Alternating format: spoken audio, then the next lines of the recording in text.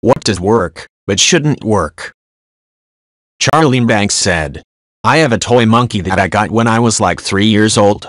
It has a little battery-operated speaker box, so when you squeeze it, it makes an ooh-ha noise. I turned 30 last week and it still works just as it did when I got it. Erkamin said, here is a fantastic example. Look at the comments of this. https://yahoo.be/nigc8hthpack. This guy swears by this. He peels a clove of garlic and puts it in his pillowcase, and he says this gives him the deepest sleep he's ever had, and he recommends it to everyone. He doesn't eat the clove of garlic, smell it, or do anything to it besides having it somewhere in his pillowcase. He reuses the same clove for several weeks. He also offers no explanation as to why a garlic clove in his pillowcase should have such a profound effect on one's sleep. Many of the commenters are like, thanks for this tip, without asking some really basic questions. Prissers999 said, now you people will think I am crazy. I have terrible wake-me-up screaming leg cramps at night. I have tried everything. A friend told me to buy white knee socks, put a bar of ivory soap inside, tie a knot, and then place at the bottom of my bed inside the covers. No more leg cramps. Makes no sense, but this works. Misdirected Color said, never realized how bad it was until I had to use niche extremely industry-specific software. I've straight up been on the phone with developers and had them find the issue and ask me to fix a typo in a config file to get it working for now, and they'd fix it for everyone in the next release. LOL. Pearly Girl said, I wrote cockpit software for 5 years. The planned budget for writing this safety-critical code was 2 lines per hour per person. And yes, the testing standards were intense. There was a whole team dedicated to testing, often larger than the dev team, and they spent years developing the test procedures. All safety-critical codes make DC's unit tested by an independent team. That alone can cost over $1 million. Moonchild02 said, yes. That's because the RRD was usually a heatsink problem. Fusing a metal, particularly copper, to the RAM motherboard to ground the heat is a standard practice. Putting a wet rag on it cools the machine down so it doesn't melt. The drop method is the equivalent of hitting the machine to shake it up and make the disk run again.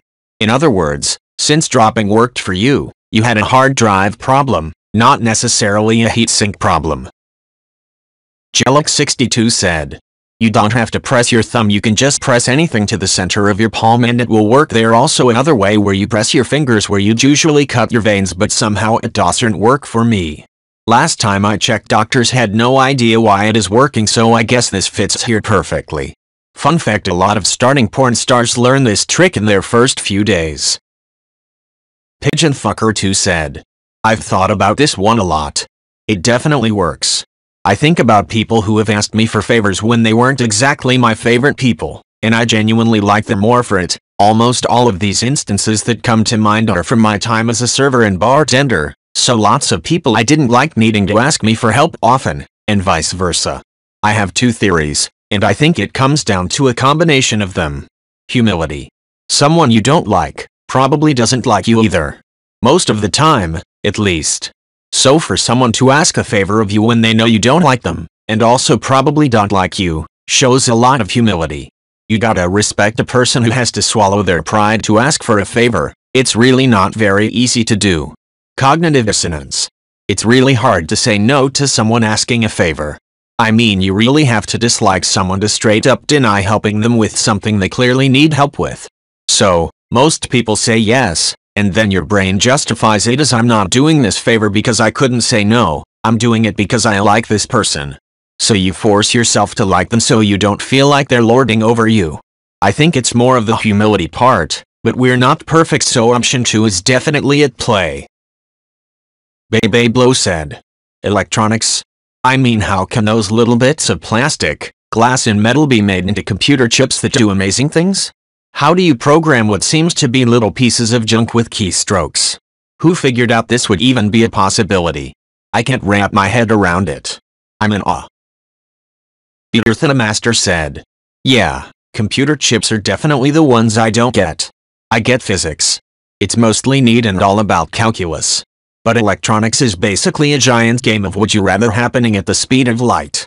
Like I know when I click a key on my keyboard, it sends an electrical signal through a series of logic gates and types the key into the computer, and the screen of the computer is basically a series of logic gates that tell the screen at what color each pixel should be, but it's incredible. Total User said, "What made it click for me was watching someone building a binary adding machine using water gravity and cups with siphons. When a 1, represented by F a cup of water, combined with another, it'd fill the cup and activate the siphon, causing that cup to empty and effectively becoming a 0. I'll have a look for the video. Computers are really, really simple at their most fundamental level. It's the scaling and layers of abstraction that make them complicated." Edit. Here it is https://yahoo.be/ixzsglscw. Creeper4WW Man said, "The most fundamental parts of computers are transistors. We currently have transistors that function on a single atom in their center. This single atom becomes ionized and this then changes the state of the transistor from 0 to 1. AMD, popular processor brand, makes stuff at a scale of 7 nanometers, 0.000000007 centimeter. At that scale, they are having issues with quantum tunneling. Basically, stuff is teleporting through barriers, ignoring them completely."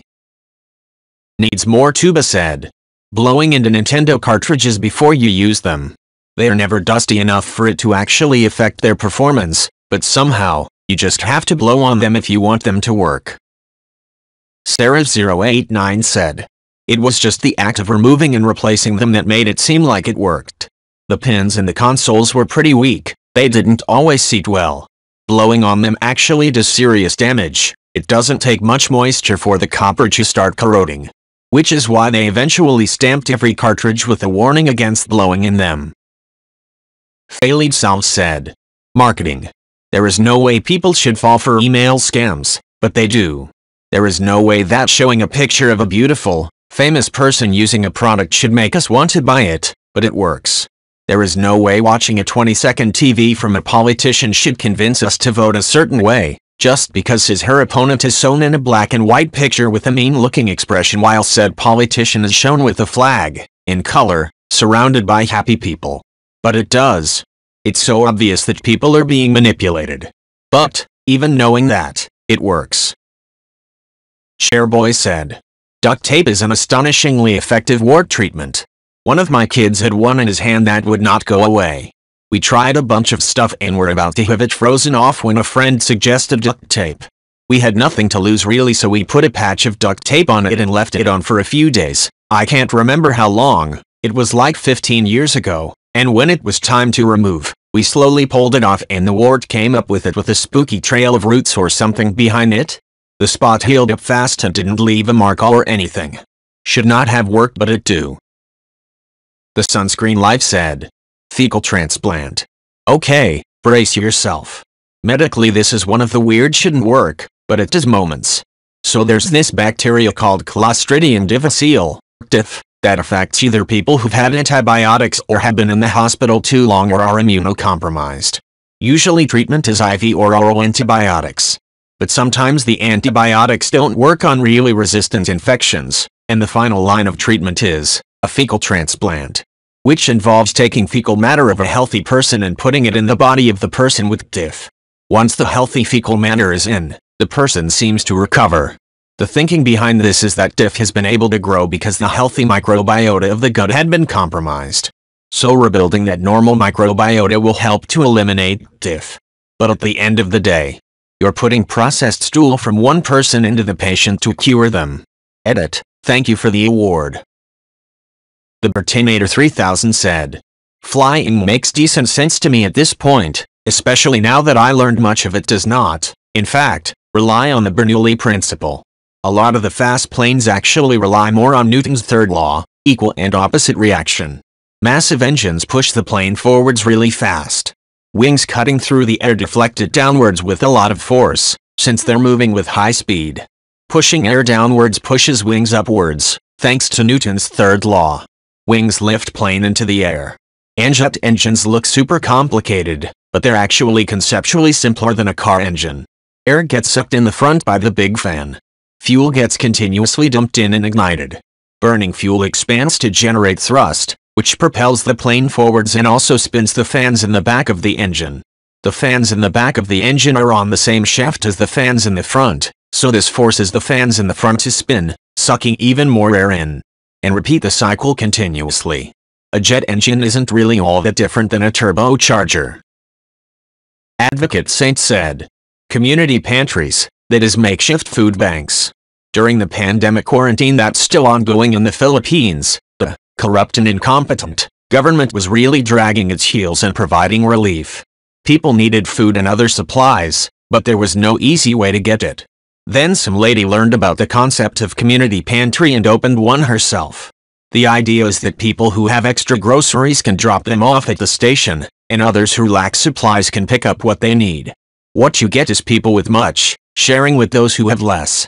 While everything is essentially donated, the system worked well since pretty much no one abused it. There was a viral photo of a woman walking off with like a dozen cartons of eggs, but that was an isolated case and likely taken out of context. It was really inspiring for a time. People were helping each other out. The idea spread like wildfire, and community pantries started popping up all over the country. Until our shitty government realized the movement was making them look bad, so the cops started harassing the organizers, shutting down pantries on the pretext that they were possible communist recruitment centers. Long story short, hard times are like super soldier serum. The good in people becomes better, the bad becomes worse. Legion 213 said. Here's some plastic and silicon. Now shoot some lightning into it. Bam, computers. Now press these keys to make random gibberish. Bam, code that provides software and instant access to virtually anywhere on the globe on fractions of a second. I'm still not fully convinced that computers aren't powered by black magic in some way. My alt-isolating said. It's not even money working that is the crazy part. I can understand how people got sick of trying to convert whatever they wanted to trade into the value of the thing they wanted to trade for. Collectively, everyone got together and said, look, apples are worth X $, wood is worth Y $, and so on. That makes perfect sense to the lazy mind. The really fucked up part is that in a fractional reserve system, the majority of money doesn't even exist. Mad Praxis said. Used to work for a carnival. Dealt with grown-ass adults throwing tantrums constantly. Would just be neutral, let them make a complete and utter fool of themselves, wait till they burnt out some. Then turn to their children, and politely ask them if they wanted to play the game again. Child usually said yes, and if they didn't, or wouldn't want to ask because of juvenile parent, would prod them, say, hey, I bet if you asked nicely, you could. Congratulate them on how they did if they won. Tell them they did a good job and how they totally tried and how proud I am of them trying again if they failed, and tell them tips on how to win next time. Then give them a toy. All while the parent is still standing there fuming like a spoiled brat, usually, upset that they are being ignored. Huh? I, sir, madam, will happily ignore your ass and deal with the more mature learning how to be a person, and teach them something you obviously aren't capable of yourself. Mad Praxis said. So many, yeah. First did decades ago, teens. It was more a normal job then. Lots of veterans, they felt comfortable in the whole 24/7 lifestyle, having everything planned and scheduled. Reminded them of being in, yay. Probably kept a lot of those Vietnam vets sane, honestly. Many great, amusing, WTF stories from that era. Last time I did, about 5 years ago? Changed. Massively. More I need some money and nobody will hire me. Thankfully the carnival is in town, literally, people that nobody would hire. Handful of kids trying to make some extra money, sure, they were there too. But mostly, bottom of the barrel. Fucking herding cats. That saying always amused me, until I had to live it. Dear Lord. And worse, always needed the bodies, so no damn choice. Stonirome 123 said. I once knew a guy who was a podcaster and semi-famous. One day he was Googling his own name and found a Wikipedia page about himself. After reading the page he found many so-called facts about himself that just weren't true, so he proceeded to correct these facts, but every time he corrected something his corrections were deleted. He quickly emailed Wikipedia and explained who he was and even volunteered to offer some kind of proof that he was in fact a person who the Wikipedia page was about. Wikipedia emailed him back stating that even if he could prove who he was to them, they would still not consider him a reliable source of information about himself. Arachnes said, "Humanity. Think about it, it's nothing short of a miracle that your entire existence, thoughts, feelings, are just an intricate combination of chemical reactions.